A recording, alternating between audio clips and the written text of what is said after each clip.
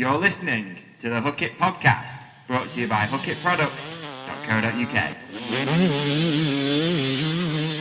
60% of the time, it works every time. That doesn't make sense. Getting size going back. Going huge. And I was like, guys was just like flying over me, looking like my head couldn't move fast enough. Woo!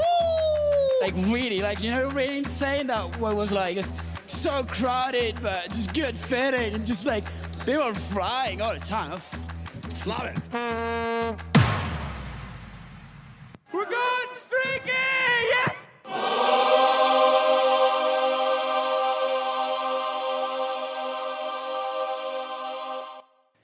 What's going on, podcast fans? We are back with episode 11 and my good friend Joe Bowman from Steel City Media. Before we get going with that, as usual, I want to say a massive thank you for every single person who keeps reaching out, giving us a share on Facebook, Instagram, Twitter, sending us positive messages too on podcast@hookitproducts.co.uk. Feel free, if you've got any guest recommendations, just fire it over. It's much appreciated. We've also had an amazing month so far with our cancer awareness mudguards. The 35 Bikes Cancer Awareness mudguards, as you may know, each sale we're going to give a portion of the profits away to cancer awareness charities around the UK. We've been using the hashtag Cancer Sucks. You can check out how many people have been using them on Instagram. It's pretty awesome. We've had a bunch of dealers get behind it as well. So thanks again to every single person who supported that.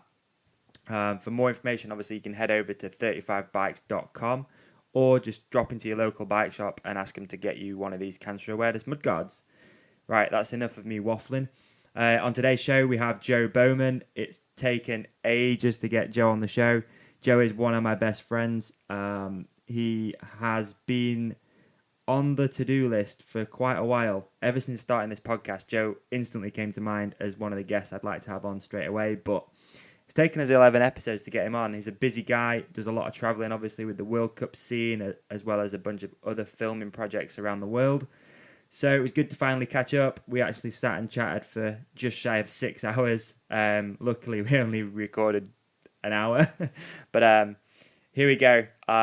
So, welcome to the show, Mr. Joe Bowman.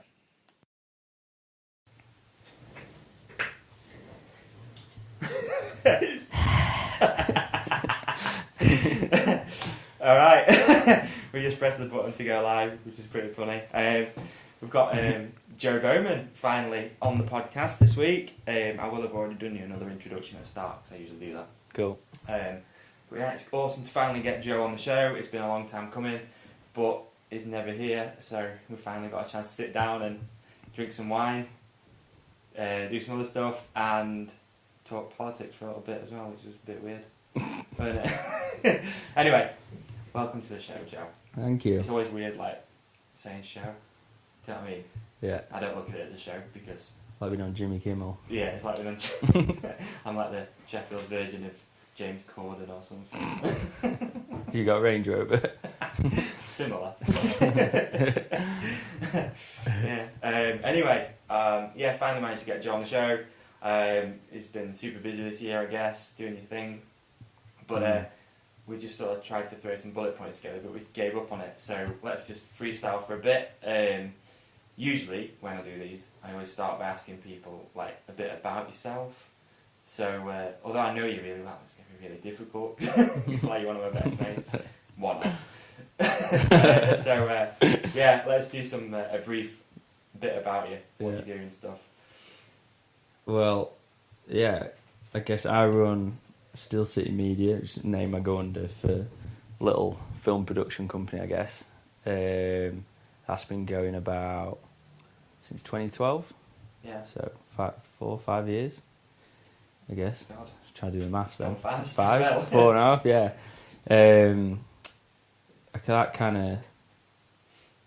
That basically started when Steve P approached me to help him out doing some. He's a rider, yeah. He's from Sheffield as well, in case you don't know. And just in 2012 when the whole web series web edit thing was kicking off on the internet, and I knew Steve a bit from, I guess, just local riding scene, mates racing in the park, all of this Sheffield lot, and yeah, I was only doing it as a hobby, like we were just messing about, just making random, pretty average stuff. You know what? I think going I'm sure I were one of the first person that you might have filmed. I probably were. You filmed at Jippo off a phone. I'm sure it was one of the first anyway. Oh, those trails, yeah. On those trails. Yeah. And little did we know, we just started a little thing in your brain to start doing decent stuff in the future. I don't know. Yeah, I've no idea. It definitely spiraled pretty quick from just doing those little web edits from under the This Is Sheffield blog with Swinney and Rob and you and everyone. And then literally, just Steve mentioned one day about wanting to do some videos and would I be keen. I was like, it's Steve Peat, yeah. And did you know him before? A little bit, yeah. Not that well though. Everyone, like mutual friends and stuff like that. Yeah, it's like around here, the riding scene's it's big but small. Yeah, it's big but everyone seems to know each other. Yeah. And if you don't know him, you'll know someone who knows him. Yeah, and through 510 stuff as well. The whole job. Yeah. And no, it was definitely a surprise. Didn't expect him to ask. What was it? A pub conversation or what? Just like random phone call, I think. Right. Just one day, just asked. Yeah. Yeah, and this was probably like February 2012, and the first World Cup was mid-March. And so at the end of February, like a week after that phone call, we were kind of talking about what we'd do. So he was like, well, you need to come to all the World Cups, don't you? And I was like, oh shit, like, yeah, I guess so. We kind of we had like literally 2 weeks before the first World Cup, and we just cobbled together a random plan, got a few sponsors. Steve found a couple of sponsors like last minute, which was cool. And we just did it. First year was just madness. Why do you think? Why did Steve have the idea, or do you think it was like Santa Cruz or? No, it's all Steve. All Steve. Just sure. Just seeing that like YouTube stuff and edits are just getting like bigger. Fast. Yeah, I guess so. I think it's kind of hard to think all the way back to 2012 and what was happening. I think just the whole little video cameras, like SLR. Like photo cameras with video modes were just coming out that were cheap but good. Was GoPro out by then? Yeah, I think you get those ones that were like a brick. And I remember just seeing the whole web edit thing was just kicking off because it was still, I guess, the years before that, just all print and big films, and then the internet was just booming. And then anyway. Yeah, I just think he's just being clever. Like he's always been with his media coverage, and he obviously saw that doing stuff online was the future. Where it was at. And we made it happen. Fast. Yeah, and then everything just spiraled really. Right. Obviously, been doing the World Cup since then. So hang on, let's just go back a bit. So before then, have you done any other paid work or anything like that? No. The videos hadn't started, nothing. Done one. The first Kotick one we ever did was about the cross bike. Right. It's called the X. Yeah, the X. Kotick X, yeah. You probably know that. Yeah, well, sorry. No, it is the X. I've got one. That was like the first ever thing I did. Right. And yeah. But no, I was fully, literally dove in at the deep end for sure, and I'd swim like heck. But it was funny. I remember going to that first World Cup and just having nothing. Honestly, you been to World Cup before that or anything? No, I'd never filmed a race. I'd never even filmed like a national race here or Pierce Cycles. Just gone straight in and just had no idea what I was doing, and somehow we got away with it. Wow. I just remember I was bricking it. Okay. I remember I think that's some serious stress.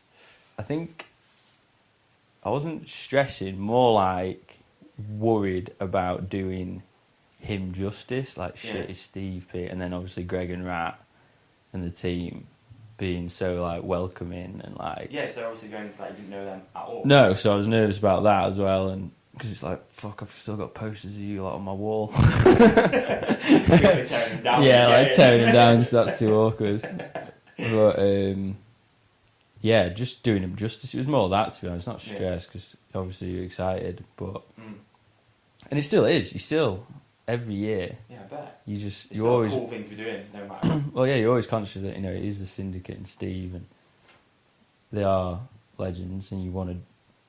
There's always people doing cool stuff around them. You want to make sure your stuff's like up to par, and yeah, for sure. so yeah, funny. Wow, that's nuts. So before that, what were you on? A single camera or what? How are you doing it? Well, yeah, I remember. Because you've got loads now, right? Surely. Yeah, a bit more kit these days, but shit, that first year I reckon I had. What was it? It was a photo camera with a video mode on it. It's like a Canon Really? 450D or something. Okay. If you look back, I think your iPhone 4 would be better than it, I think. And like a lens, maybe Really? 2. Wow. I remember buying a lot of random stuff off eBay that was really crap quality because I was panicking. Like, I need a microphone, I need this thing and this thing and this thing, and I was just like panicking. And then like, I think Stu Thompson actually helped out loads as well. Him and Aaron Bartlett at the time were doing lots of stuff on the World Cup, and I borrowed a camcorder off him, which is when I started using a camcorder for the first time. Right. But I remember I took that thinking, oh, everyone uses camcorder, I've got to use a camcorder like Stu and Scott Marshall and Rankin, and like I want to film with a camcorder. Yeah. And I'd never used it and literally turned up at the World Cup with it. And I remember it was pretty funny because at the end of that week, you know, I'd got some shots, but it was hard. I didn't have many usable ones. And Mono, Aaron Bartlett, I was sharing footage with him. Okay. Don't tell these guy.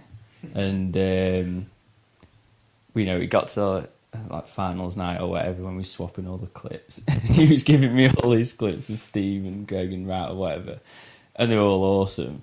I remember at the time thinking, oh shit, these are good. I was like, I can't show him my stuff. It's not even usable. Of like, I think he was doing chain reaction and lap, yeah. Oh, really? Shaky, blurry out of focus, overexposed, everything. Just shocking. And he was being too nice. He was just like, oh, good work, mate. First World Cup and all that. I'm just like, yeah, poor bugger. He's not going to use any of these. But that was cool. Without that help, I'd have been doubly shafted that first year for sure. Big learning curve. Crazy. But, yeah, just, I guess,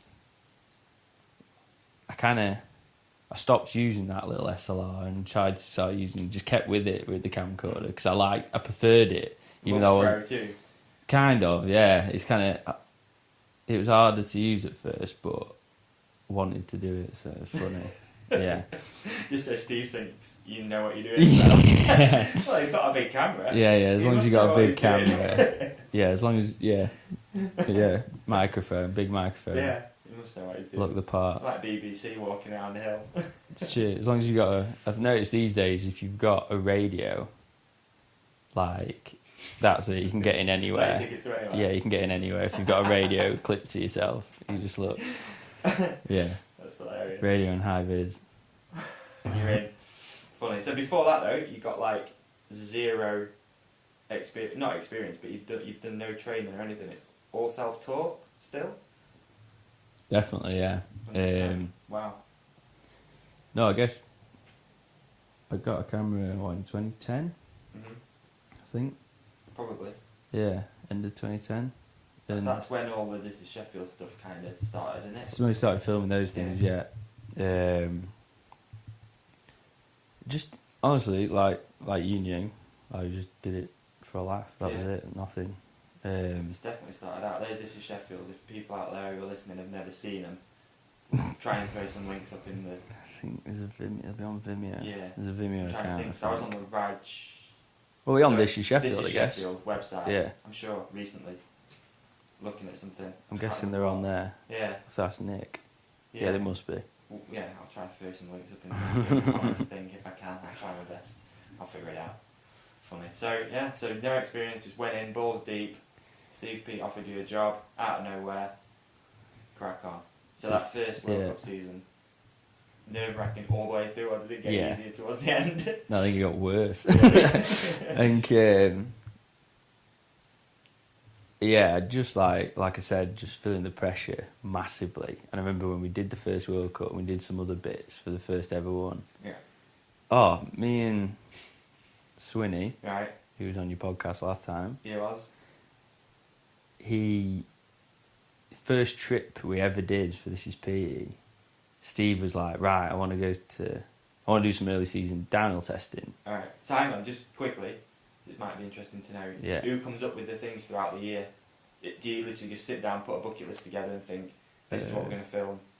Like, do you know stuff? I reckon with This Is Peaty, it was both of us, really. Right. Like, I'd have my ideas, like, oh, I'd be sick if we do this and this trip and meet up with these people and da-da-da-da-da. And then Steve would, like, yay or nay it with his schedule, obviously, being rammed. Mm-hmm. And he'd have his own ideas and, you know, he's got that many contacts. He'd always be like, oh, I've got this mate who's got this and this could be sick. And, yeah. So it'd always just... Okay. It was cool. It was always really... The good thing about, I think, This Is Peaty and why it's been so good is we just always kind of kept it pretty chill, even though it was... It's funny, I think it's perceived to maybe be a bigger production than it is. It's just me hanging out with Steve. No, it's not like that, but... no, we just always kept it chill in the sense of, like, when we were planning it and stuff, you know, we'd just meet up at his... Yeah. And, like... Have a coffee, throw some ideas around. Have a coffee or something stronger. Yeah.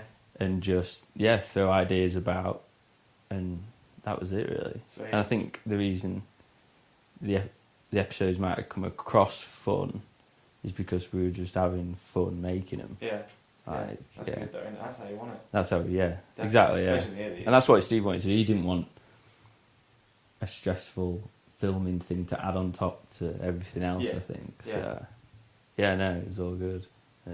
Sweet, sorry, interrupted before. So, go right back, 2012 with Swinney, first filming trip. Yeah, we went. Steve's like, right, I've got like 3 days. I want to go test down, and I'm thinking, I must be like thinking Scotland or Wales or something for a couple of days. And he's like, right, we're going to go to San Remo in Italy. I was like, what, in 3 days? He's like, yeah, I've got this tuk-tuk that I've bought, and I want to pick up this tuk-tuk. I was like, right, okay, cool, this could be funny. And yeah, literally picked up Swinney from work at like 3 o'clock on a Friday, and we took it in shifts through the night. All the way down to San Remo and got there at like, I don't know, 9 a.m. Saturday morning. Good effort. We got out the van. I think I had a cappuccino. And then literally just went straight up the hill, filmed all day. Then that night went and bought a tuk-tuk or a Piaggio. Can't remember what they call them in Italy now. And... we put that this. The three-wheel one? Yeah, that three-wheeler thing. Yeah, Steve uses that up at his house. That's it. And we put that in the back of the Sprinter that we went down in. It fitted like a glove. It was perfect. Oh no, we filmed it uplifting. Yeah. Sorry, I forgot about that. I remember that. Yeah, we filmed it going up this. So you, Steve, and Swinney. Yeah. Right. And then we rode Saturday and filmed. And then we rode half a morning Sunday, and then we set off back Sunday lunch and got back like Monday 4 or 5 a.m. and Swinney went to work. No way. That was ridiculous, but that was cool. That was just the start of it. It was kind of like... It sets the tone for like what it's been like probably since then. Yeah, exactly, yeah. So, it's funny. Yeah, I just remembered that actually. So first World Cup then. Got that one done. Episode's a banger. Everyone's happy and... I can't remember. They probably were. I think it went down well. Yeah, I remember that. Sure. And it was like one of the first edits though that came out which was like that. Sure, I think. God, it's a long time ago. I don't know. I just remember watching it probably watched it a while ago, Right. just thinking, oh man. Do you see loads of flaws? Yeah. Yeah. It's pretty basic when you look back, but Really? I think you can look back at anything really, couldn't you? It's like looking back at I don't know, your first Anything? car or first pair of Sexual shoes. experience.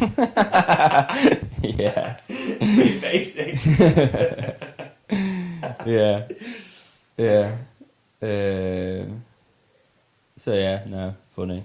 So that whole travel schedule, that was your first time experiencing a full World Cup season and travelling around a ton.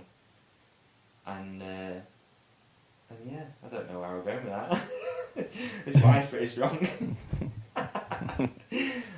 So yeah. Davey bought the wine, just want to put that out there. Yeah, I did buy the wine. Some Australian red, it's decent. So yeah, full World Cup season. Got it all out of the way. Happy go lucky. Then what happens then? Were you doing like paid work as well in between this Is Peaty stuff? Did that start rolling in when people saw your amazing work? No, we were definitely on a tight budget that Yeah. first year. But there was a budget.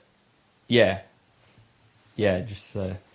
yeah, there was. All off your own back. But you know, it was first year we were doing it, so you know, Yeah. it was a new thing, and it came together so last minute. It's a miracle we got it going, to be honest. So it was all good. Yeah. But no, I stayed part time, working 5-10. Yeah, okay.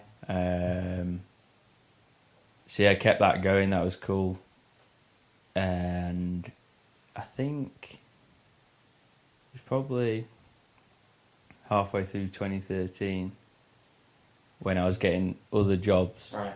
random bits and bobs coming in Yeah. from This Is Peaty, I guess, just Yeah, being yeah. there and getting different clients. Proper, like, especially the second season is when it picked up a level. Like, it looked better. Mm. It was clear, like, do you know what I mean? Yeah, That's yeah, when, I think I Rat remember. and all that lot and Greg got a bit more involved. Yeah, yeah, And it just ramped up another level. big time. I remember after the first series, kind of just like being like, right, okay, that was cool, Yeah. but we were kind of winging it. Yeah. Oh, I was. Were all the sponsors stoked though? They were like, Yeah, season yeah, two, yeah, let's do yeah, it. yeah. I was just like, right, I need to step it up. Just need to step it up, really, like it with anything. And bought a new camera.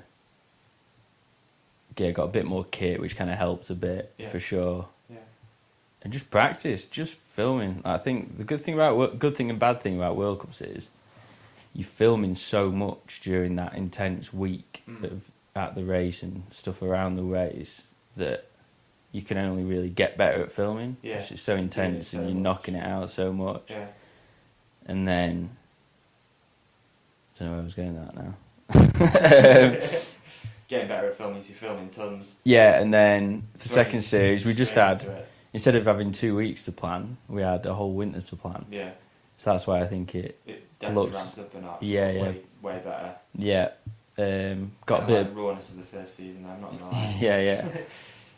Got a bit more budget as well, so we could do a few more trips Yeah. and do more things, and then just learnt more. I mean, that was the first year of doing stuff, really, for just properly filming it, I Properly guess. filming it, yeah. And so yeah, no, second, I can't even remember now. No. Second year on the World Cups as well. Learning how to film a World Cup so much different than filming anything else. How come? I guess if you're trying to do like a team video from a World Cup, it's like there's a set amount of time Yeah. you're going to see them each day, especially on track. I mean, basically it comes down to get this right now, hold on. It's between like 12 or 14 times you'll see them on track for probably between 2 to 5 seconds as they come past you. In the day, or over the whole. Over the whole week, Whole you'll week. get roughly between 12 and So you gotta 14 make it clips of count. them riding. So you got to make it count. So obviously you're stressed about not missing them. Yeah. So you can't get too creative because you can't risk messing it up. Yeah. So if you're getting, right, I'm going to get like 13 shots around the 3 second mark, so I'm going to get about 30 or 40 seconds worth of riding footage, so I've got to pad out another fucking bloody 3.5 minutes with sure. other stuff, Yeah. and that's hard to get used to. Like, you've got radios with you share radios with Right. other filmers or Okay. photographers Yeah, so I usually work with Aaron Bartlett, who I mentioned earlier, Mono, yeah. and like Duncan's Fen as well sometimes. And you just help each other. Like, everyone will shout if your riders come in, if they're further right, up the got hill ya. from you and stuff. Right, okay. But you just have to literally stand like fixated up the hill, really. For hours. Yeah, it's usually, I guess, 40 minutes between runs, Yeah. an hour, depending if they have lunch and stuff. But yeah, on the hill it is quite chill though, even though it's, you don't want to miss them. It's quite nice when you're on the hill. And then the pitch, same again really in the pitch. They have a lot of fun, especially the syndicate.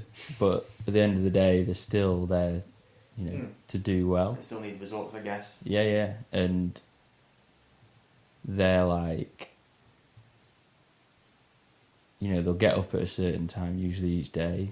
Then they'll have the routine in the morning, like, eating breakfast, doing the warm-up.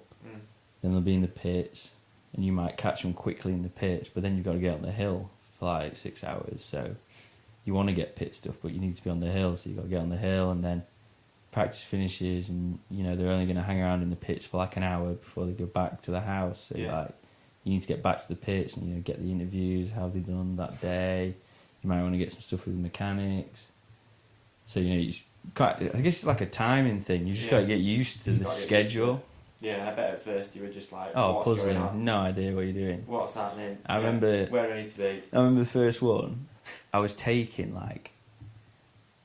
Because I didn't even know there was such thing as a media room. Okay. Where you could, like, leave your laptop and stuff and Internet do work and, stuff, internet and...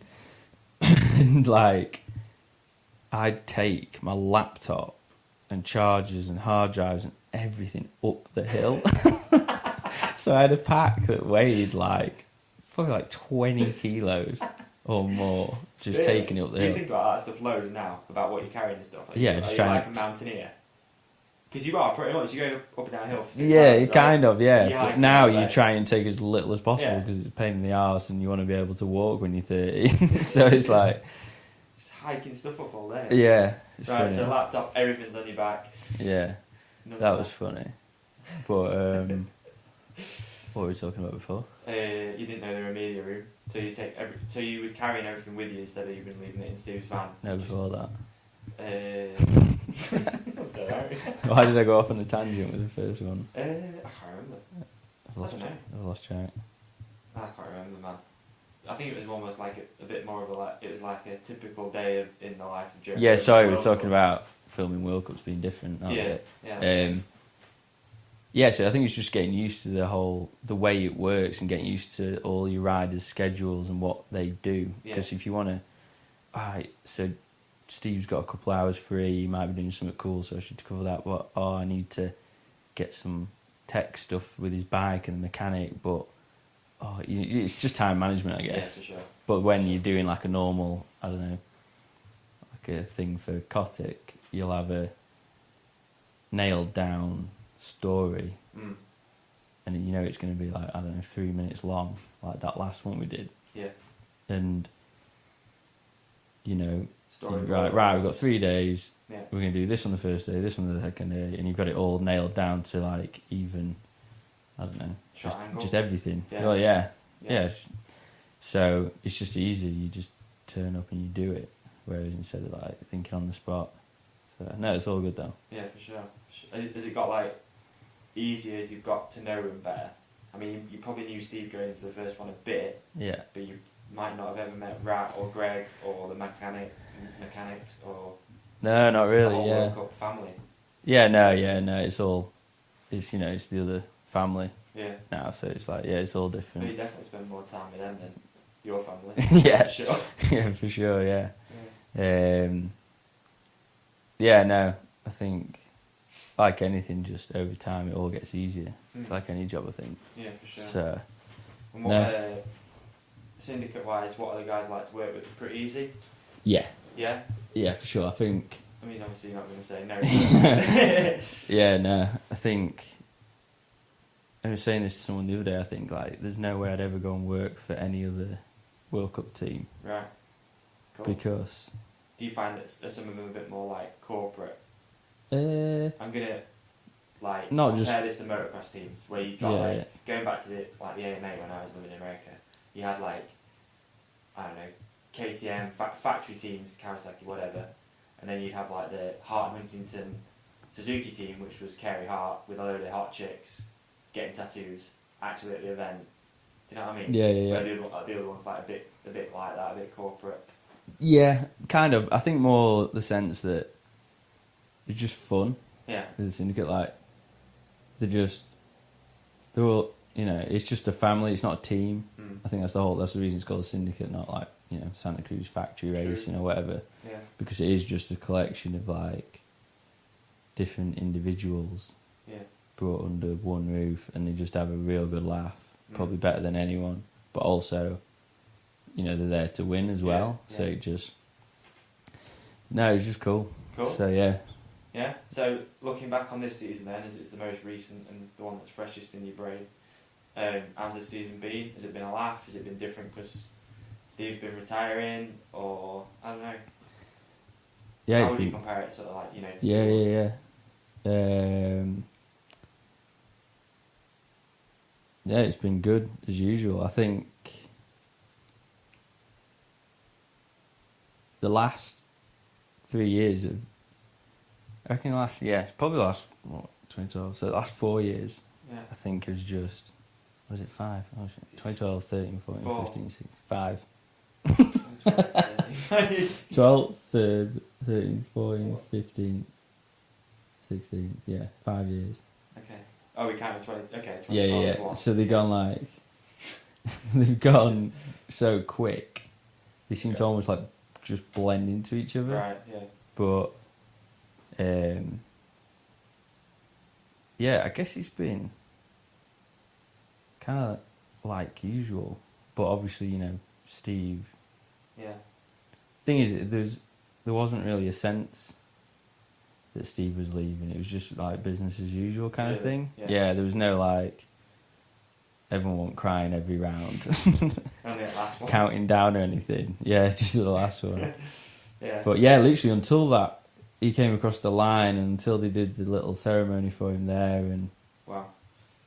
but at the same time, he's not going anywhere. It's that's people. I think Yeah. it's like Definitely it is not the end around of it. here, but yeah. Yeah, but he's not going to vanish off the scene or anything. True. So True.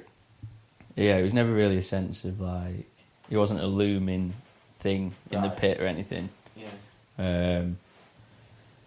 No, it was just fun and games Crazy as season, usual. mate. Yeah, just the usual. A lot of travelling. Yeah, loads of travelling, more How than many ever. countries this year do you think we counted? Nah, No. no idea. Way too much flying. Need to go plant some trees or something. Oh yeah. Yeah. Some serious. No, it's flights. been really busy. It's been good. Well, obviously, I know it's been busy because we never see you around here, obviously. So I can vouch for you being busy. You're not just slacking, that's for sure. It's good to be home though for a bit. Yeah. Definitely. Yeah. Got some Is Peaty editing to do though. Have you? Actually, while we're talking about it, yeah. Why is there another one? Or? Yeah. So that hashtag last orders thing you've probably seen on Steve's account all season. We have been filming stuff this year, just not really advertised it. Alright. So we've got 4 episodes that will be released as of like December onwards. Oh, really? Yeah. Awesome. So look out for them. Yeah, for sure. It's non-racing. Well, there'd be a recap Yeah. for one of them to do with racing, but it's like 4 separate ideas almost. And Awesome. yeah, so yeah, I'm going to be editing a load of that over the next kind of month. Okay. So that'd be That sounds sick. yeah. So yeah, Perfect. that's coming soon.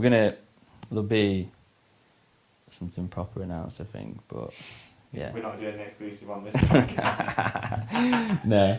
Yeah, No, it's all good. Like like we said, we're chill with it. But yeah, there's 4 episodes will be dropping over the off season, so Cool. there's something to buy your time with. Yeah. So Sounds good. Yeah. It's cool that like you've just come back home and now you're going to be in the man cave. Yeah, I can't. Editing, not I know. answering your phone for another few weeks. I know. Can't wait. Yeah. It's all good, man. Just get in the dark room. Yeah, Yeah. gotta be done. Yeah. So, what else can we talk about, Joe? While we're here? Quick slurp of wine. I don't know. What's Rat's plans? Do you know? I've probably been asked that a million times. No, I don't. But he won't be going anywhere. No. So I'm sure there'll be a lot of cool content coming out from him and all the boys. Right. And yeah, he's not going anywhere. So I'm sure. Yeah. Who knows? So right, random question, let's just start things off again. Where do you think like mountain biking's at right now with like the media side of things? Is it growing? Is it getting harder or what, like for you as a company?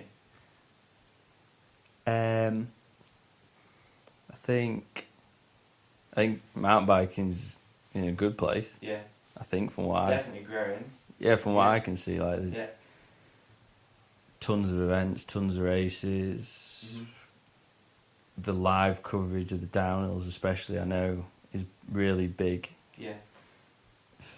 Like, yeah, the viewership I think has gone up loads on that. Do you know like how many people watch that usually? It's 6 figures. Is it? Yeah, Shit. That's good. yeah, it's big. I Wow. think I heard that. I could be wrong, but the bike channel on Red Bull is their biggest and most viewed sport No way. out of all their sports. So, yeah. That doesn't cover the moto stuff either, or No, that's separate, right? so Yeah. yeah, no, yeah, so that's cool. It's crazy. But You no, spoke like, with them last night, by the way. no, Yeah, it's really good, man. I saw a clip of Ronnie Mack Ronnie Mack, yeah. against, and Josh Hill. what was wasn't it, Travis? Travis Piranha. He just called him out on Facebook. Yeah. but Ronnie Mack, I think, actually qualified for the finals with Did his it? time. Yeah. So he was up against like legit dudes, like on that CR250. It's good. It's worth watching. There's the guy on the Josh Hill rode an electric bike as well. Did he? Electric motocross bike. Yeah. Like did Yeah, good. right. Got through the first round, and he looked fast. Silent. Yeah. Just that's all you can hear. SBD. Yeah. It's nuts. Really cool. Future. Cool. Maybe. I don't Yeah, know. yeah. But anyway. I'm sure Ride Sheffield will love them. Yeah. Silent in the woods. Yeah. Crack on. Thrashing. Yeah, that'd be interesting. Yeah. I mean, like, it's similar because e-bikes are growing here, I think. I don't know. Yeah, yeah. No, for sure. They are They're growing, for sure. everywhere. They are. And obviously I see a lot of bike shops. And there's a lot of bike shops selling a lot of e-bikes. Look like from after Eurobike, I mean, Yeah. I know some people said they came back and they were just like, the only new bikes were e-bikes. E-bikes. Like, that was it. I heard that a few times. It was just the thing to have, like, if you didn't have a new e-bike, you were Some kind of of them like... look good. I don't know. Yeah. I'm like, man, I'm torn. I'm in the middle of it all. The thing is, like, I'm not bothered about them yet because they're just so heavy. Yeah. Even the really good ones are heavy. Yeah. But I know, like, where they are good, like, at the Enduro World Series, Chris and Kate, who run it, have sorted out a deal where the media run the new Cube ones. Right. And they're like 160mm travel, like, decent bikes yeah. with a battery on them that Yeah. lasts all day. And the media lot, with the heavy backpacks, can now get to so many more parts of the trail and like commute between stages like real easy and still ride. Yeah. And still ride the course. And Yeah, and ride it like you'd ride it on a normal bike, which is cool. Yeah. But Yeah. I mean, the good thing about it, imagine in like 5 years' time, if you could go to Warncliffe on your current bike, but that has a tiny battery that doesn't affect the weight or handling, and you can just shuttle yourself to the downhills, it's going to be a game changer. It is a game changer. It'd be amazing. For sure. But at the same time, I think it'll bring some chaos as well. Yeah, but it's going to leave like... imagine people doing 40k an hour down Well, that's the thing. across a the lot of fire bike shops road. troubles with people are like de-restricting them. And Yeah. tanning it around town. I mean, I saw a guy in Sheffield, all in black, like full black on an e-bike, motocross helmet, motocross goggles, everything, just hauling ass, like, past cars. I don't even remember what road I was on. I can't remember. Near University Roundabout. Parkway. Yeah. In fact, it was on the M1. It might have been a motorbike. No. But yeah, definitely. Like, it's going to get to a point where obviously people are going to start messing about with them and stuff, which is natural, innit? But I've no I think idea. at the minute they've kind of got the place. Like, I'm so torn with this. So torn with it. Because, like, I see it, I can see the benefits, I can see why people are enjoying it. Then, like, I see all the negative side of it as well. Which is, it's petty, but it's like, I don't know, it's one of the things that people say, oh yeah, I've got the latest, I don't know, e-bike and Strava smashing everywhere. And, do you know what I mean? Yeah, to be honest, I've not more put thing. any thought into it. Right. I just, yeah. But I can see that, like, let's say, I was on about getting M1, like, at the beginning of the summer, until I found out they were super expensive for, like, a decent one. But you know, you go out for a ride in the Peaks and she could just come with me. Like, for example, my girlfriend, she doesn't ride a bike, by the way. People who don't know Emma. Probably a lot of people out there who don't know Emma. But yeah, she could, like, just go for a ride with me. And I'm not, like, getting to the top of a hill and waiting or up and stuff like that. It's your girlfriend's ripper. But for most people who just want, you know what I mean? The older people. Commuters They've and definitely got a place, but yeah, for sure. No, it'd be interesting for sure. I think it's when they start. For me, it's when they start, like, being entered into the same races or, like, obviously a different class. Do you know what I mean? That's kind of where I notice you. That's kind of where I got issues with it. Yeah, Don't know why. Don't know. No, I know what you mean, but we'll see what happens, I guess. Yeah, it's one of them. Just let it play out. All bikes pretty good these days, aren't they? Yeah. Like, you can't really go wrong. You can't really buy a bad. Yeah, you struggle, yeah. So that's good. But yeah, I think in general, mountain biking's in a pretty good spot at the minute. Because it's growing for sure. Shops seem pretty busy. Yeah, on the media side, I think, yeah, I guess there's more demand for content than ever before. Obviously, you know, online is massive and kind of nearly everything now. Yeah, for sure. Obviously, for everyone, for all the brands. Kind of. Yeah, it's a shame, but yeah, and I hope there's still a place for that. Though I think, I know some of the photographers are working on something that's coming out soon. That'll be really cool. Okay. There's a few nice magazines out there. Though, yeah, definitely. Yeah. You have to put a lot more effort into. I missed it. I mean, we were talking the other day. Like, I got that stack of them there, and it's like, there's definitely room. For sure.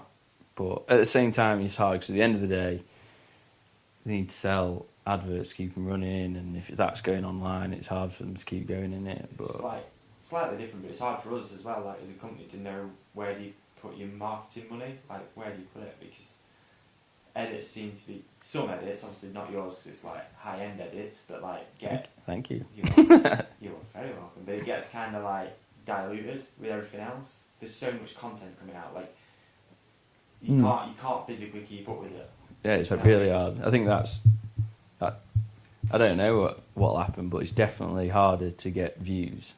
Yeah. I mean, if you go back to like 2012 when we did the first year of This Is Peaty, if we put an episode out, it'd get like 40,000 in the first 2 days on Pinkbike, and then another 40 on the YouTube channel we had. Yeah. So you'd have like 80,000 in the first few days.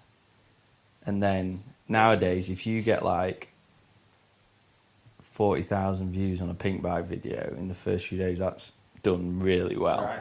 Like, it's definitely dropped off tons because I think there's so much good content every day. Yeah. It's like, it's hard to keep up with it. So you've got to obviously get creative, really, and keep thinking of stuff. And then also, I think everything just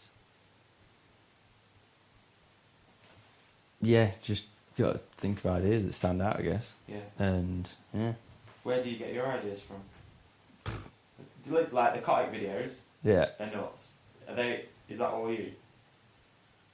Me and Sai usually meet up and I'll have a rough idea of something. Yeah. I'm trying to think back when we first started doing it. They've become quite iconic, would you say? I don't know about that. World. Cycling world.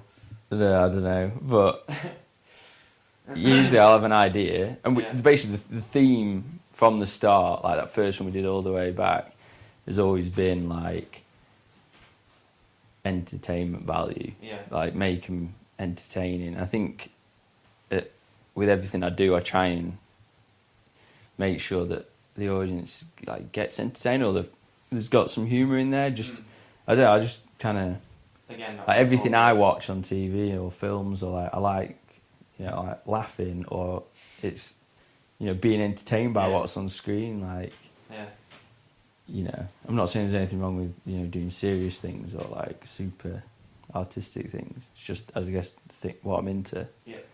And we just Si's fully on board with that, and we're basically going nuts. Kind of anything goes within reason. Right.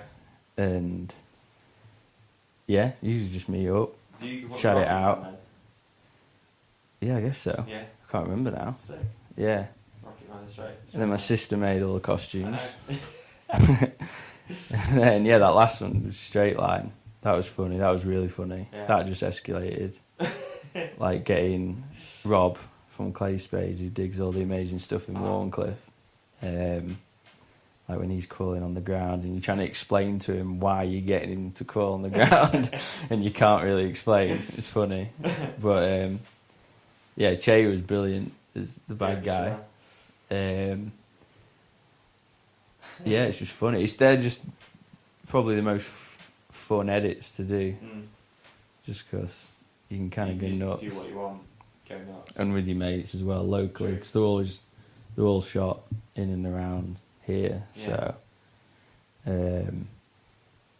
it's just funny. Right. Just like when we had, in the last one, there's a shot of Swinney sprinting down a pavement outside some shops, and that's on, for people who live around here, it's Ecclesall Road, and it was at 3 o'clock on a Wednesday, and it was quite busy, and we were just shooting out the side of the van, and Swinney's in full costume, cape, everything, and we're just getting him to basically do intervals up and down Ecky Road, and everyone's just looking like, what? And then when he nearly runs into that lorry, that was legit. He literally only nearly hit the lorry. That looked like his plan. Yeah, no, not at all. So that was funny. Yeah, man. For sure. Yeah. Well, to be honest, I don't know where we're at time-wise, but I don't know. I think we'll probably maybe best wrap up for now. It's getting late as well, isn't it? Yeah. I don't know. I think it is. A little bit. Yeah.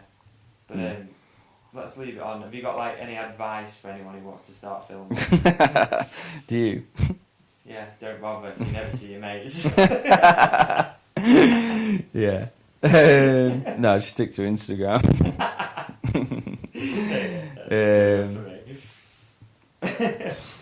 I don't know.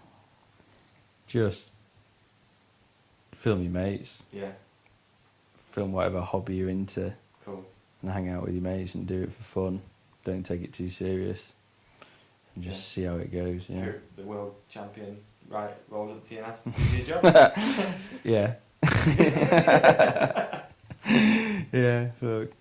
Funny. Alright, let's just wrap it up, man. Cool. It's cool. Right, last thing. Social media links, if anyone out there doesn't already follow you. It's probably pretty rare, but where you at on social media? At Steel City Media on all of them, I think. Yeah. Yeah. I think so. Facebook, Twitter, Instagram, Snapchat. Do people use Twitter still? I don't know. I don't think I've got Twitter anymore. I'm not sure. Got it. We've. I know with This Is Peaty's got Twitter. I'm not sure if I. I should check that. Yeah, maybe that's a dying breed. It is. Yeah. Do you think it's dying? I reckon. No one talks about Twitter anymore, do they? It's like it. I think it's probably really good if you're a celebrity or something. Yeah, yeah. Don't know. Instagram's killing it though. Yeah. For sure. Snapchat's sliding down. I'm not very good on Snapchat. No. I kind of. Yeah, some people just love it, but yeah, I'm useless on it. Social media is pretty good for biking as well, isn't it? Getting out there, as a company as well, we look at those numbers quite a lot. I do, anyway. If you're looking at supporting someone and stuff like that. Yeah. It's It's a growing thing for sure. Oh, for sure, yeah. I think it'll only get more important, to be honest. Yeah, for sure. Anyway, right, let's press stop on this and Cool. hang out for a bit. Alright, thanks for listening, everyone. Cheers. It's been emotional. That's a wrap, folks. Hopefully everybody enjoyed that. It was a weird experience talking to Joe. Because I know him so well, it was really hard to sort of put myself in a position and ask him stuff which I already really knew and we've talked about for many years. But hopefully people have learned something or whatever, and you've enjoyed the episode. If you have, please give it a like, a share, tell your friends, leave us some feedback. You can also email us at podcast@hookitproduct.co.uk. It'd be great to hear from you. And don't forget, Cancer Awareness Mudguards, it's still October, it is still Cancer Awareness Month, and if you can represent, it's much appreciated. We're managing to raise a decent amount of money by the looks of things, and it's all going to a great cause. So that's about it. Obviously, don't forget to keep looking out for our stuff in shops and online. We distribute a bunch of different brands, including Joystick bicycle components, 35 bikes, Ninja's gloves, Sensus grips, all mountain style. And if you don't see it in your local bike shop, tell them they should have it. Anyway, it's late. It's been a long week. I'm going to wrap this thing up. Thanks again, everyone. Peace out.